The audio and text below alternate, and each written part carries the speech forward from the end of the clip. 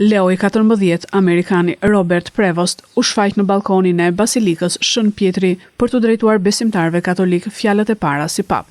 Ai u tha mira besimtarëve që ishin mbledhur, paqja qoftë me ju. Kardinal Prevost është Amerikani i parë që zgjidhet pap dhe merr emrin Leo XIV. Mbrëm Tymi Bardh nga Oxhaku i Kapelës Sistine njoftoi zgjedhjen e papës së ri, papa i 267 i Kishës Katolike Romane. Kardinalet katolik zgjodhen pas ditën e së njëjtës në votimin e 4 në konklav pas ardhsin e Papa Franceskut. 3 votimet e mëparshme ishin të pasuksesshme, ndërsa votimi i 4 ju dha besimtarëve katolik në mbar botën papën e ri. Prezantimi i tij me botën u bë nga balkoni i Vatikanit, kur një nga kardinalët tha fjalët "Kemi papën e ri" dhe më pas udhëheqësi i ri i Kishës Katolike ju drejtua botës.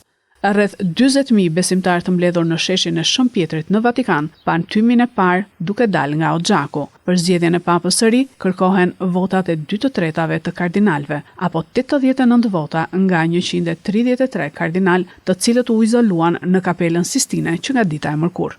Papa Leo XIV kremtoi sot meshën e tij të parë si pap, ndërsa merr përsipër udhëheqjen e 1.4 miliard katolikëve romak.